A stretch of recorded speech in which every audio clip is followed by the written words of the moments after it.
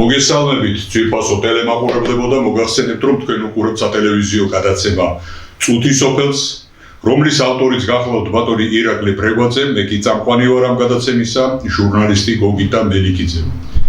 წუთი სოფლის სატელევიზიო გადაცემა არის სრულიად საქართველოს გვარების წინამძღოლთა დარბაზის სატელევიზიო ეთერი და აქ ყოველთვის არის ის გადაცემები, რაც დაკავშირებულია გვარებთან, საგვარეულო ურთიერთობის კულტურასთან, გვარების წარსულთან, მათ ისტორიასთან და მათ დღევანდელობასთან და რაც მთავარია, იმ სამომავლო ფიქრსა და ზრუნვასთან, რომელიც გვარებთან და გვარიშვილობასთან არის დაკავშირებული. დღევანდელი ჩვენი გადაცემა ეძღვრება ისეთი ღირსეული გვარიშვილს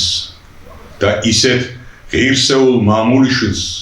როგორიც ლევან გოთუა გახლავთ. ბატონი ლევანი თბილისში დაიბადა, თბილისში გაიზარდა ძალიან ისეთი ეროვნული სულისკვეთების მქონე გარემოში. მისი მამა ბატონი პართენ გოთუა საგამომცემლო ჟურნალისტურ საქმიანობას ეწეოდა, იგი მთავარი რედაქტორი გახლდათ თბილისში გამომავალი ერთ-ერთი გაზეთისა. იგი დაწინაურებული პიროვნება იყო საზოგადოებრივი თვალსაზრისითაც. მასთან ხშირად სტუმრობდნენ ისეთი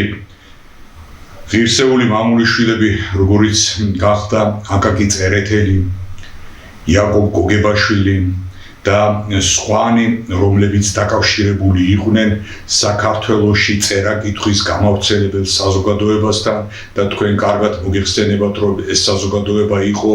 საქართველოზე ფიქრისთვის, საქართველოსთვის ღვაწლისთვის, საქართველოსთვის შრომისთვის მოწოდებული საზოგადოება, რომელიც ფაქტიურად აერთიანებდა მამულიშვილური სულისკვეთების მქონე პიროვნებებს და ეს ერთგვარი საბჭო და ერთგვარი ასპარეზი იყო მათი მოძრაობისა და მათი საქმიანობისა და სწორედაც აი ამ წერა-კითხვის გამავრცელებელ საზოგადოებასთან მჭიდრო კავშირისა და გამო ბატონი პართენ გოთუა იყო ესეთი ცნობილი ინტელიგენტი იმდროინდელი თბილისისა და არა მარტო თბილისისა, არამედ იმდროინდელი საქართველოსი და შეიძლება ითქვას ის დოკუმენტური მნიშვნელობის მქონე ფოტოკადრები, რომელიც მის რედაქციაში აკაკი წერეთლის ყოფნას, მის სტუმრობას, მასთან ერთად მსჯელობას ეძღვნება და ასახულია სწორედ ეს შემთხვევები ამ ფოტოკადრებზე, კვლავაც და კვლავაც მეტყველებს იმაზე, თუ რა სულისკვეთება ტრიალობდა პართენ გოთუასთან და მის რედაქციაში, სადაც იგი ამ საქმიანობას საგამომცემლო, საგაზეთო და საგანმანათლებლო საქმიანობას ეწეოდა. აი ასეთი ოჯახის შვილი გახლდათ ლევან გოთუა და გასაკვირი არ არის, რომ იგი სწორედაც იყო ისეთი, როგორიც იყო და როგორი იყო ლევან გოთუა, ჩვენ ამის შესახებ ეხლა გვექნება საუბარი და უნდა ვთქვათ. ლევან გოთუა დიახაც მწერალი გახდათ, ძალიან კარგი მწერალი გახდათ. მე ვიტყოდი სული სიღრმემდე ჩამწვდომი მწერალი გახდათ და გარდა აი ამ მწერლური ღვაწლისა არის მეორე ღვაწლი, შეიძლება ითქვას არა ნაკლები მისი სამწერლო მოღვაწეობისა, მამულიშვილობის ღვაწლი, რომელიც ლევან გოთუასთან ისე სისხლხორცეულად არის დაკავშირებული და თვითონ ლევან გოთუა არის სახე ძალიან კარგი, ძალიან გამოკვეთილი და ძალიან შთამბეჭდავი სახე აი ამ მამულიშვილური ღვაწლისა, რომ მთელი მისი შემდეგი ეპოქა მოიხსენიებს ლევან გოთუას როგორც ერთ-ერთ ღირსეულ მამულიშვილს თავისი დროისა და თავისი ეპოქისა. უნდა ითქვას, რომ ლევან გოთუა ის ახალგაზრდა ქართველი იყო, რომელიც 1921 წლის საქართველოში წითელი არმიის შემოჭრას გოჯორთან დახვდა, პატაბახმელასთან დახვდა და იქ მიეგება თავისი სამშობლო ქვეყნის ბედის გადაწყვეტის აი ამ ტრაგიკულ და აი ამ დრამატული მნიშვნელობის მქონე ფაქტს და აქვე უფრო მეტ დეტალიზირებას მოვახდენ და გეტყვით შემდეგს, რომ პირველი ქართული უნივერსიტეტის დამაარსებელი დიდი ქართველი ივანე ჭავახიშვილი ამ დღეებთან დაკავშირებით გამოვიდა თავის სტუდენტების წინაშე და მათ მიმართა. მე პედაგოგი და ამბზრდელი ვარ თქვენი და სწავლისკენ უნდა მოგიწოდებდეთ, მაგრამ სამშობლო ქვეყნის ცხოვრებაში დგება ჟამი, როდესაც ბრძოლა საჭირო და გადარჩენა საჭირო ქვეყნისა ჩვენისა. და აი ეხლა სწორედ ეს ჟამი უდგას საქართველოს და მე არა სწავლისკენ, არამედ სამშობლოს გადარჩენისკენ მოგიწოდებდო. ეს სიტყვა, ეს მიმართვა დიდი ივანე ჯავახიშვილისა იმდენად შთამბეჭდავი იყო და იმდენად გასაგები იყო იმ დროინდელი თბილისის უნივერსიტეტის სტუდენტებისთვის, რომ მათ ერთმნიშვნელოვნად მიიღეს გადაწყვეტილება, რომ წასულიყვნენ და საქართველოს დაეცვათ იქ, სადაც წითელი არმია შემოდიოდა და საიდანაც საფრთხე ემუქრებოდა და ეს იყო საზოგადოებისთვის კარგად ცნობილი ტაბახმელისა და კოჯორის მისადგომები, სადაც ეს ბრძოლები გაიმართა. იმ დროს ლევან გოთუა სტუდენტი არ ყოფილა უნივერსიტეტისა, მაგრამ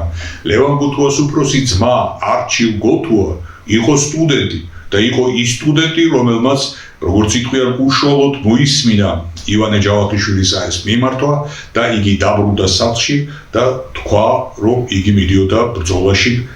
კოჯორისკენ.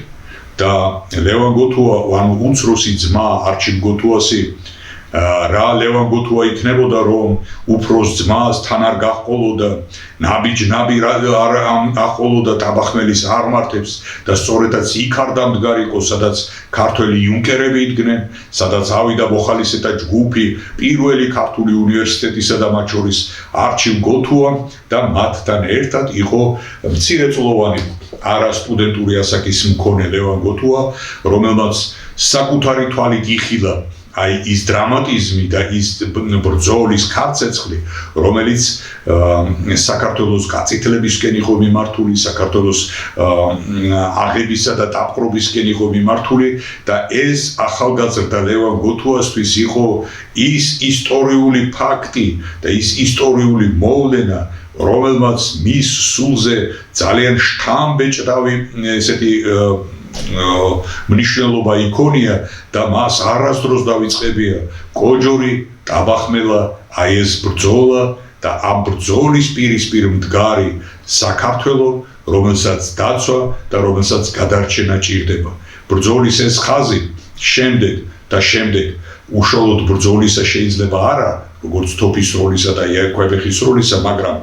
ბრძოლა საქართველოს სულ ჭირდება და სულ ჭირდება გადარჩენა და ბრძოლის ეს ხაზი ხან გადიოდა იმ გადასახლებებზე და იმ ციხესაფრობილეებზე, სადაც ლევან გოთუა იხდიდა სასჯელს, ხან გადიოდა იმ საარქივო მუშაობაზე, სადაც დღე-დაღამეს ათენებდა ლევან გოთუა წარსული ფოლიანტების კითხვაში, მათ გარჩევაში, მათ დოკუმენტურ აღწერილობაში და ხან გადიოდა ქართული ისტორიული ძეგლების დაცვაში, მათ გადარჩენაში, მათ მოვლაში, მათზე ფიქრში და მათზე ზრუნვაში და უამრავი გზა და უამრავი ასპარეზი იყო საიმისო, რომ საქართველოსთვის გემსახურა, საქართველოსთვის ყოფილიყავი მობილიზებული და ლევან გოთუა სწორედაც საქართველოსთვის მობილიზებული მამულიშვილი იყო, რომელმაც პირველი ნათლობა, პირველი წვრთნა და პირველი კურთხევა სამშობლოსთვის თავდადებული მამულიშვილის სულისკვეთებისა მიიღო კოჯორთან ბრძოლაში, საიდანაც დამარცხებული დაბრუნდა ლევან გოთუაც და მთელი საქართველოს რამე თუ წითელი არმია შემოვიდა თბილისში და თბილისი აიღო და შემდეგ აიღო მთელი საქართველო. აქვე უნდა ითქვას, რომ იმ ბრძოლაში არჩილ გოთუა, ანუ უფროსი ძმა ლევან გოთუასი დაიჭრა, შემდეგ ეს ჭრილობა მოუშუშდა, მაგრამ იგი იმდენად ესეთი გამიზეზებული ჭრილობა იყო და თვითონ დეპრესიული განცდაც არჩილ გოთუას იმდენად დიდი იყო, რომ ბატონ არჩილს დიდხანს აღარ უცოცხლია და ჩქარა გარდაიცვალა. ლევან გოთუა შეესწრო რა აი ამ უფროს ძმასთან ერთად აი ამ ბრძოლის ფაქტს, შეესწრო რა ამ ნაადრევად გარდაცვლილი ძმის ტრაგიზმს, დიახაც მის სულში კიდევ ერთხელ აღიბეჭდა შემდეგი დამოკიდებულება, რომ ჩვენ შეიძლება საქართველოსთვის მოვკვდეთ, მაგრამ საქართველოსთვის სიკვდილი არის მსახურება სამშობლოსთვის, არის თავდადება სამშობლოსთვის და ეს ძალიან კარგად თქვა და გამოხატა ჩვენთვის ძვირფასმა პოეტმა ლადო ასათიანმა, ჩვენ შეიძლება ბრძოლაში მოვკვდეთ, მაგრამ არც მაშინ ვტოვებთ სიცოცხლეს და სიცოცხლეს რომ არ ვტოვებთ ის გარდაცვლილი გმირებიც კი რომლებიც ცოცხლები არ არიან და რომლებიც გარდაცვლილები არიან ამაზე მეტყველებს ის ფაქტი რომ არჩილ გოთუა როგორც უფროსი ძმა ლევან გოთუასი ქსოვლის ნათელის ქვეშ დგას როგორც სამშობლოსთვის თავდადებული და სამშობლოსთვის მეომარი კაცი და რაც მთავარია მის კვალზე მავალი და მისი წვრთნის, მისი სკოლის და მისი გამოცდილების მიმღები უცროსი ძმა ლევან გოთუა იქცა იმ ნიშანსვეტად სრულიად საქართველოსთვის, რომელმაც აიღო ტვირთი და დარდი სატარებლად თავისი სამშობლო ქვეყნისა და თუ როგორ ატარა ეს და თუ როგორ ემსახურა ყველაფერ ამას ამის შესახებ ძალიან ბევრია სათქმელი და ჩვენ რამდენადაც შევძლებთ და რამდენადაც მოვასწრებთ დროის ამ მცირე მონაკვეთში თითქოს მცირე არ არის ეს საგადაცემო დრო, მაგრამ ლევან გოთუა იმდენად დიდია და იმდენად მრავალმხრივია სასაუბრო მასზე, რომ ეს დრო გადაცემისთვის გამოყოფილი ეს დრო და კიდევ სხვა დრო რამოდენიმე გადაცემის რომ შეიძლება დაეთქოს ლევან გოთუასთვის ცოტა აშკარად ცოტა და რატომ არის ცოტა ლევან გოთუა ჯერ კიდევ 19 წლის ასაკში დააპატიმრეს და მას სწორედაც აი ეს ეროვნული სამშობლოს მიმართ დამოკიდებულებისა ესეთი მამული სულისკვეთება არ აპატიეს და საპყრობილეში ჩააგდეს. შემდეგ გარკვეული წრეები ჩაერიდნენ იგივე პართენ გოთუას მისი ღირსეული მამის ფაქტორმა და გავლენა იმუშავა გარკვეული როლი შეასრულა ამ შემთხვევაში და ლევან გოთუა ჩქარა გაათავისუფლეს საპყრობილედან, მაგრამ მას უკვე ჰქონდა პირველი ნათლობა სამშობლოს სიყვარულისთვის, საპყრობილეში მოხვედრის ფაქტისა. გამოხდა ხანი და საქართველოში დაიწყო მოძრაობა საქართველოსგან თავისუფლებისა და ეს იყო 1924 წლის რევოლუცია. რა თქმა უნდა, ეს რევოლუციაც ისეთი ტრაგიზმითა და შინაგანი დრამატულობით იყო აღსავსე, მაგრამ ძალიან მნიშვნელოვანია ის სულისკვეთება, რომლითაც იმპულსირებული და აღძრული იქნა ეს რევოლუციური სულისკვეთება და კერძოდ რა რომ საქართველოს განთავისუფლება აიღეს მიზნად და იდეად დაისახეს ერთმა ნაწილმა საქართველოს ინტელიგენციისა და აი ამ ნაწილმა სწორედაც დაგეგმა ეს რევოლუციური გამოსვლა, სახალხო გამოსვლა თუ შეიძლება ასე ითქვას და ეს მართლაც საქართველოს პირობებისთან მიმართებაში სახალხო გამოსვლა გახლდათ და აი ამ გამოსვლის ერთ-ერთი მონაწილე გახლდათ ლევან გოთუაც. აღნიშნული გამოსვლა 1924 წლის აჯანყება თუ შეიძლება ასე ითქვას, თქვენ კარგად მოგეხსენებათ, რომ მარცხით დამთავრდა და აქ ამ სიტუაციაში დამარცხდა ის ეროვნული სულისკვეთება, რომელიც საქართველოს თავისუფლების, საქართველოს პოლიტიკური დამოუკიდებლობისკენ იყო მიმართული და ამ შემთხვევაში დამარცხდა ლევან გოთუაც. და უნდა ითქვას ამ მარცხის ესეთი განზომილებაც, რომ არის ერთი მარცხი, რომელიც ჩანს, სახიერი მარცხია, ბრძოლაში დამარცხებაა და არის მეორე მარცხი, რომელიც უფრო მძიმეა, უფრო ძნელია და უფრო სულისშემძვრელია, რომელიც მარცხიც შინაგანი, ინტელექტუალური, ზნეობრივ სულიერ სამყაროში ხდება და ეს იყო მარცხი იმისა, რომ შენი საქართველო ვერ გაათავისუფლე და შენი საქართველო კვლავაც უცხო ძალების, უცხო ქვეყნის გავლენის ქვეშ რჩება და აი ასეთი, როგორც იტყვიან, სულ შეძრული იყვნენ 1924 წლის გმირები, მე ვიტყოდი მართლაც გმირები და მათ შორის ახალგაზრდა ლევან გოთუაც, რომელიც დააპატიმრეს და მიუსაჯეს დახვრეტა მიუსაჯეს, ანუ სიკვდილით დასჯა იყო მისჯილი ამისთვის. იგი გადაყვანილი იყო მოსკოვის ციხეში და აი მოხდა იქ საოცრება და მოსკოვის ციხეში შეუცვალეს მას აი ეს მკაცრი სასჯელი და მიიღეს გადაწყვეტილება იმისა, რომ იგი გაეგზავნათ ციმბირში, კატორღაში გაეგზავნათ და დიახაც გააგზავნეს კატორღაში, სადაც ლევან გოთუამ 10 წელი დაჰყო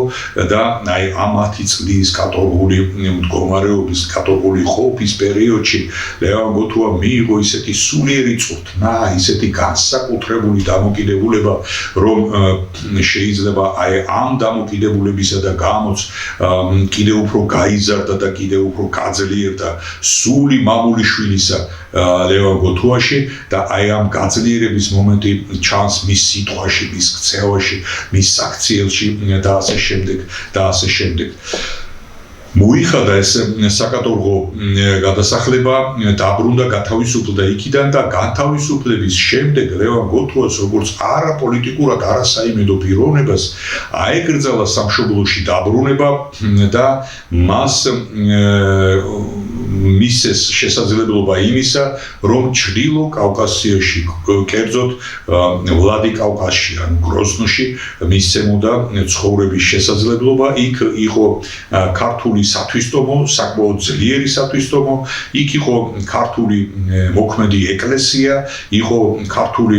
სკოლა და აი ლევან გოთუა იმ სკოლაში მოეწყო და იქ სკოლაში დაიწყო მუშაობა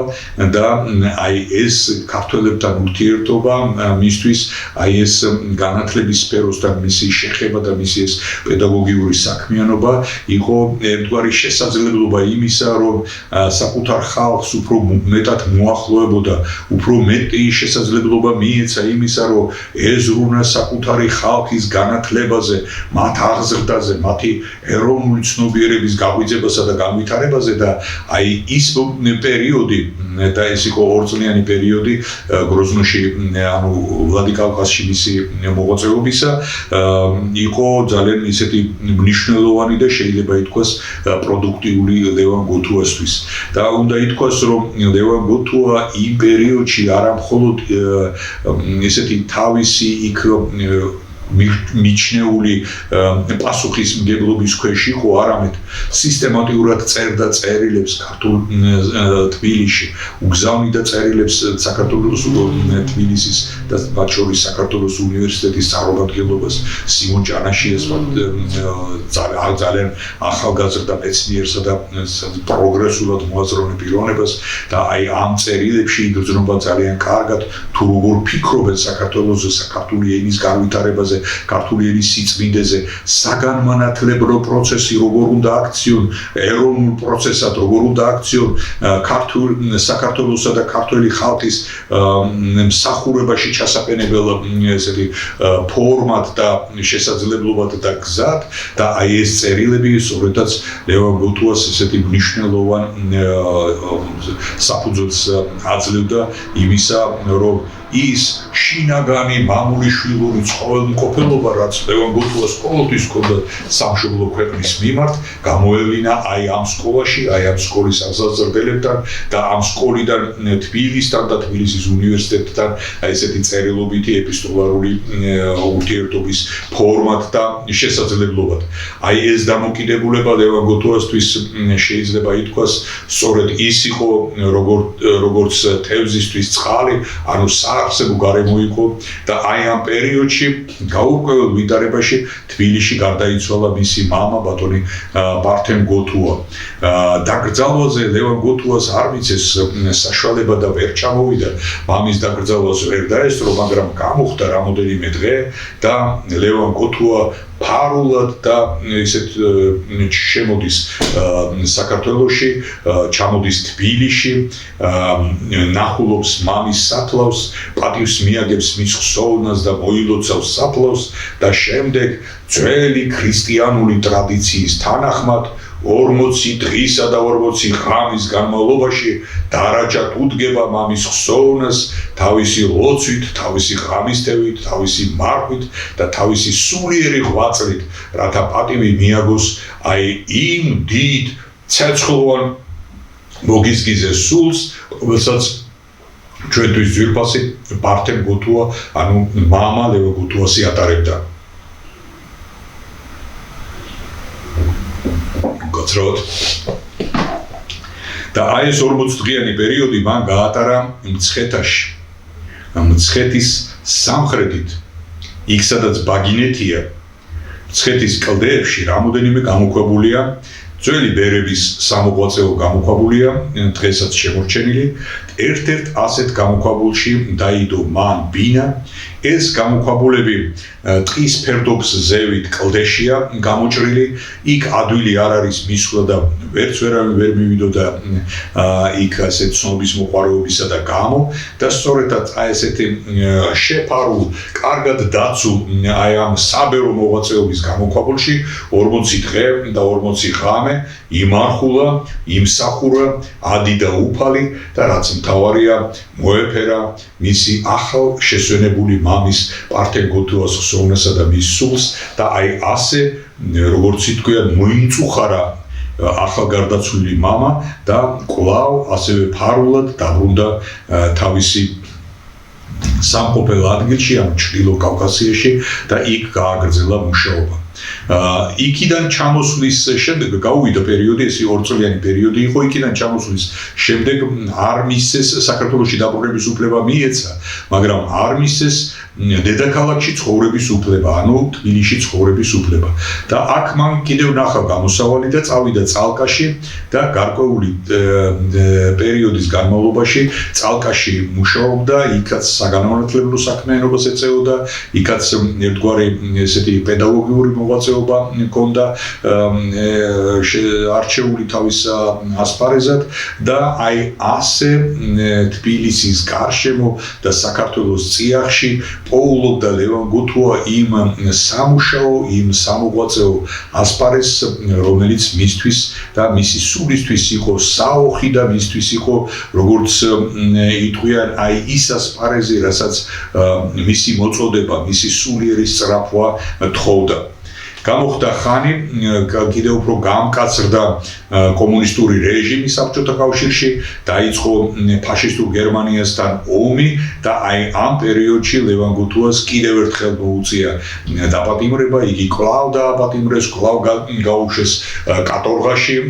და კვლავაც აი ამ გაბინულ კატორღაში გაატარა მან 11 წელი,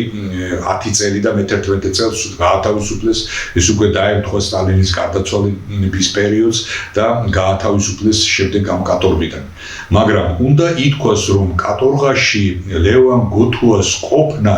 იყო საოცარი იმ თვალსაზრისით, რომ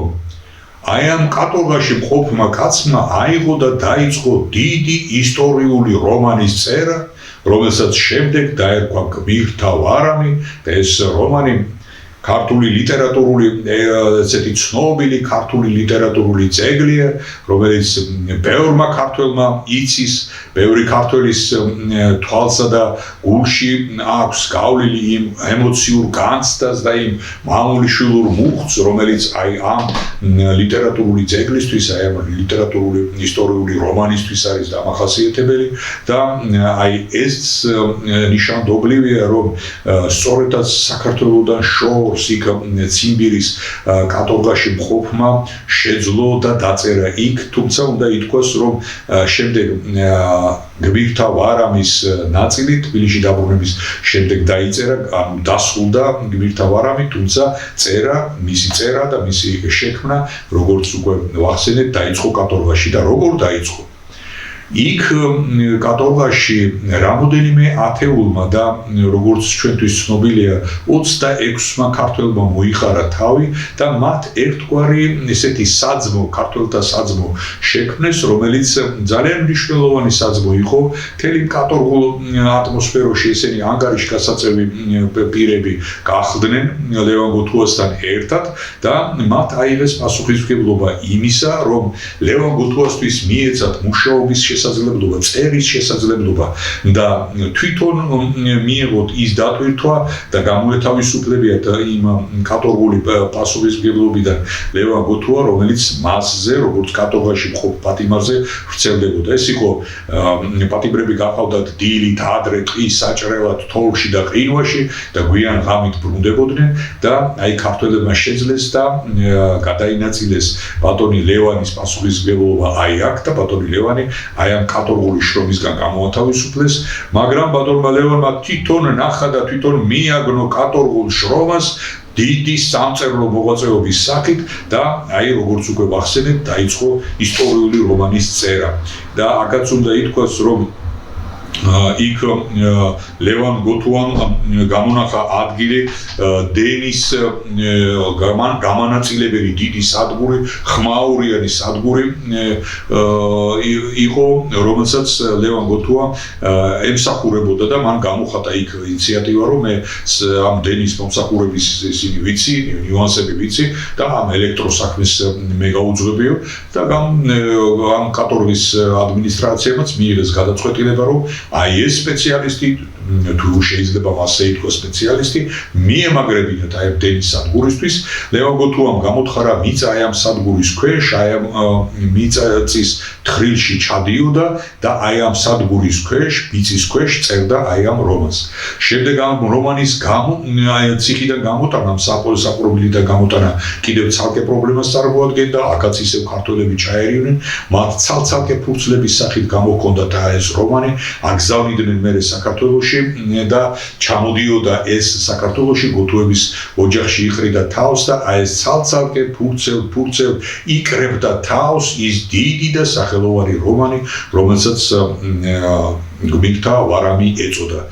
თქვენ კარგად გახსოვთ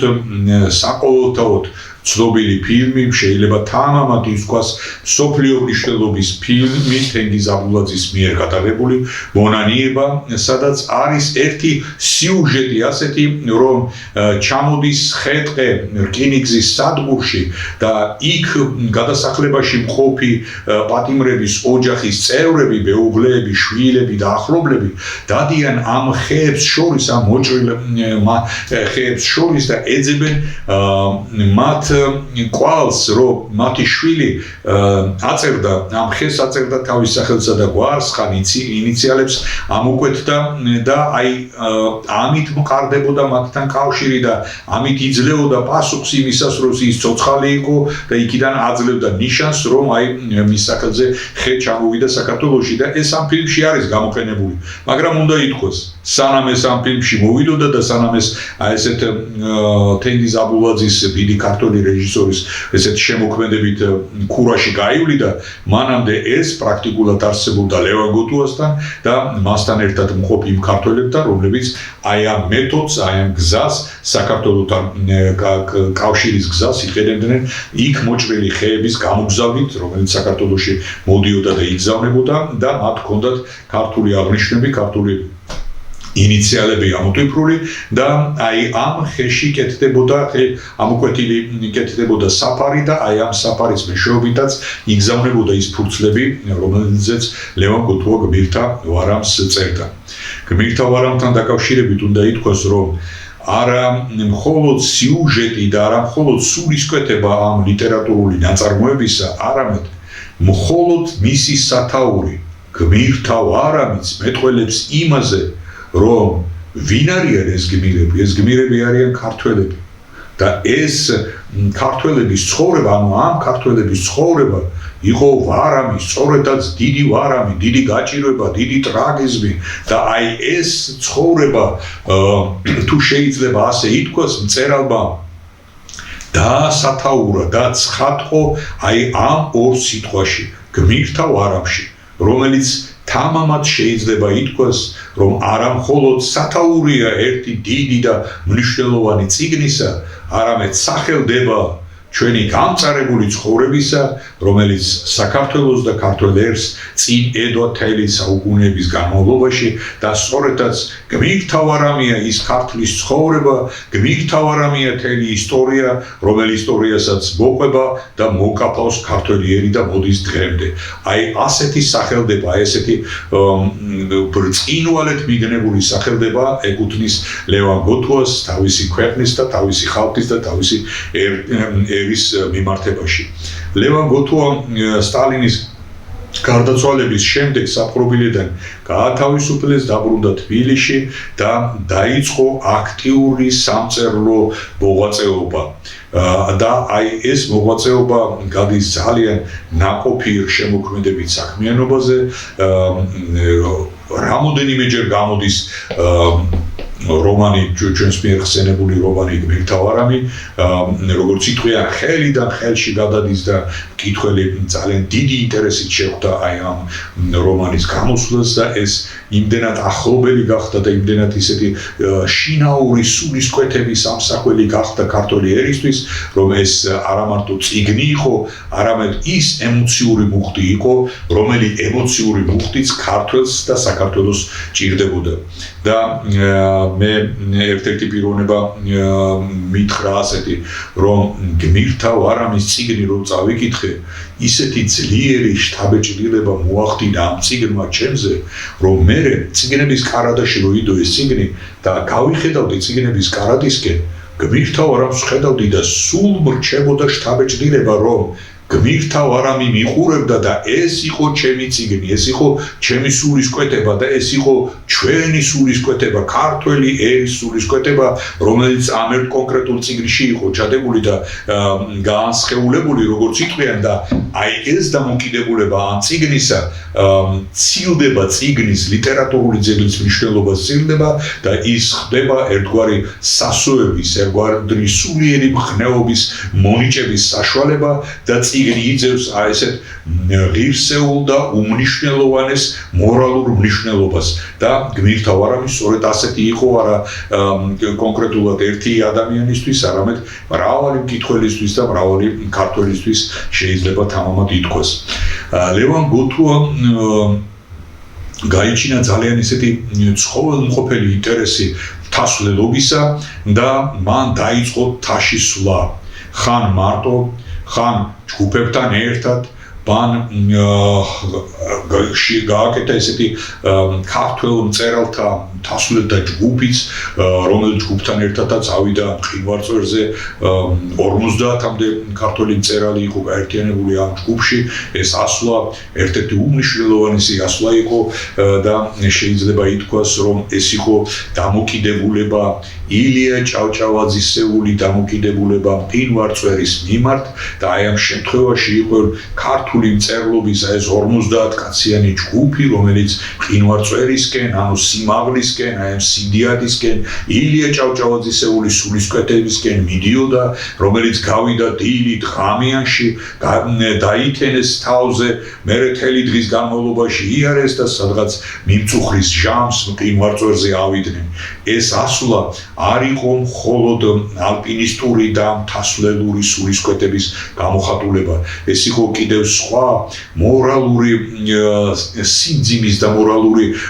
თუ შეიძლება ითქვას სულისკვეთების გამომხატველი იყო რომლის შესახებაც შემდეგ ცალ-ცალკე მწერლებმა თავისი მოგონებები და თავისი შთაბეჭდილებები გამოაქვეყნეს და რაც მთავარია ლევან გოთუა იყო ამ ყველაფერში როგორც ინიციატორი როგორც ორგანიზატორი და როგორც წინამძღოლი აი ამ სვლელობისა აქვე უნდა ითქვას რომ აი ეს საქმე და ზოგადად ეს თასვლელური საქმე და ინტერესი იმდენად ნიშანდობლივი გახდა ლევან გოთუასი რომ იგი დაუკავშირდა დაუმეგობრდა და დაუახლოვდა ჯაფარიძეების თასვლელთა ოჯახს ალიოშა ჯაფარიძეს, სიგონ ჯაფარიძეს, მათ დას ლეგენდარულ ქალბატონს ალექსანდრა ჯაფარიძეს და აი მათთან მეგობრობა, მათთან სიახლოვე იყო არა მხოლოდ მეგობრობა და სიახლოვე, არამედ იყო იმ პროფესიული ერთობის განცდაც, რომელიც დასჭირდება, რომელიც თასვლეს ჭირდება და რომელსაც ძალიან ისე ინტენსიურად იყენებდა ლევან გოთუა. ლევან გოთუა გახლდათ პირველი ამსვლელი შეიძლება ითქვას კაცხის სვეტზე, მოგეხსენებათ კაცხის სვეტი ეს არის ბუნებრივი შვერილი სვეტი, ესეთი მყარი კლდოვანი სვეტი, რომელიც 40 მეტრიანი სიმაღლით არის აღმართული იმერეთში, სოფელ კაცხში, ეს ჭიათურის მუნიციპალიტეტის ტერიტორიაზე არის ეს კაცხის სვეტი და აქვე უნდა ითქვას, რომ კაცხის სვეტი იმთავითვე იყო არა მხოლოდ გეოგრაფიული და ბუნებრივი მოვლენა ქართული სინამდვილის, არამედ იყო სულიერი ეკლესიური ცხოვრების ეკლესიური მოღვაწეობის ასპარეზიც და ამისი დასტური ლევან გოთუა ავიდა რა პირველად კაცხის სვეტზე იქ ნახა და იქ როგორც იტყვიან თავისი თვალით იხილა და კერძოდ რა კაცხის სვეტზე ძველ ქართველებს იმ თავითვე ჰქონდათ მოწყობილი სალოცავი, მოწყობილი ჰქონდათ მცირე სენაკი ღამის სათევი, მოწყობილი ჰქონდათ წყლის მოსამარაგებლად ქვევრები და აი იქ მსახურობდნენ და იქიდან ადიდებდნენ უფალს და საბერო მოღვაწეობის მცირე, მაგრამ მაღალი სულიერების მქონე ასპარეზად იყო ქცეული და როდესაც ლევან გოთუა ავიდა კაცხის სვეტზე იქ ნახა გარდაცვლილი ბერი, რომელსაც გულხელი დაეკრიფა ესეთი ქრისტიანული წესისა და თანახმად და იყო გარდაცვლილი დაკრძალვის გარეშე. რაც მეტყველებს იმაზე, რომ კაცხის სვეტზე დამკრძალავი უკვე აღარავინ იყო და უკანასკნელი ბერი სწორედაც თავის გარდაცვალებას, ანუ თავის სიკვდილს აი ასეთი ფორმით შეხვდა თვითონ განემზადა თვითონ დაიკრიფა ხელი და თვითონ ჩადგა იმ მდგომარეობაში, რომლითაც უფალთან უნდა წარდგარიყო და აი ესეთი გულხელ დაკრეფილი ნახა ეს ნიშნი ამ გარდაცვლილი ბერისა და უნდა ითქვას შემდეგი, რომ იყო სულიერი საეკლესიო საბერო მოღვაწეობა კაცხის სვეტზე, შემდეგ დასრულდა ეს მოღვაწეობა და იყო დიდი წვეტილობის მომენტი, მრავალწლიანი და შეიძლება რამოდენიმე საუკუნიანი წვეტილობის მომენტი და აი ამის შემდეგ პირველად ადის ქართველი და ეს ქართველი არის ლევან გოთუა, რა თქმა უნდა თავის ჯგუფთან ერთად ჯაბარიძეების მთასვლელთა ოჯახის წევრებთან ერთად და მათ ერთობლივი ძალისხმევით აიღეს კაცხის სვეტი და მიახლენ კაცხის სვეტს და აქვე უნდა ითქვას, რომ ეს იყო არა მხოლოდ მთასვლელისეული ასვლა, მთასვლელისეული რაღაცა სპორტული აქტი აი ამ საქმის გამოხატულებისა, არამედ იყო სულიერი ერთობა გამოხატული იმ წარსულთან, რომელიც წარსულიც იყო იმ საბერო, იმ უფლის სადიდებელ ღვაწლთან დაკავშირებული, რომელიც კაცხის სვეტზე, კაცხის სვეტის ტყეებზე იყო ჩემო ბატონო. ასევე რამოდენიმე ისეთი მიტოვებული და ადამიანთა თვალისთვის უჩინრად ქცეული გამოქვაბულების შესწავლა, ასვლა, მონახულება, დათვალიერება, აღწერა, რასაც ესეთი დიდი მონდომებითა და დიდი ინტერესით ახორციელებდა ლევან გოთუა და აქვე უნდა ითქვას, რომ მთელი ეს ჩამონათვალი მეტყველებს შემდეგში, რომ ლევან გოთუას ყველაფერ ამის მიმართ ჰქონდა არა რაღაცა სპორტული ინტერესი ან სპორტული გატაცება, არამედ ეს იყო მამული შვილური სწრაფვა იმ დაფარული, იმ მიჩქმალური წარსულის მიმართ, რომელსაც გამომჟღავნება, რომელსაც მიგნება, რომელსაც გაცოცხლება ესაჭიროებოდა და სწორედაც ლევან გოთუას მთასვლელობა, ლევან გოთუას სწრაფვაც აი ამის გამოხატულებას წარმოადგენდა და აქეთ მიდიოდა მისი გზა და მისი სულიერი მისწრაფება ამას ემსახურებოდა და აი ამ შემთხვევაში ლევან გოთუა იმ ქართველად გვევლინება, რომელიც ნაბიჯ დაეძებს საქართველოში თავის წარსულს, თავის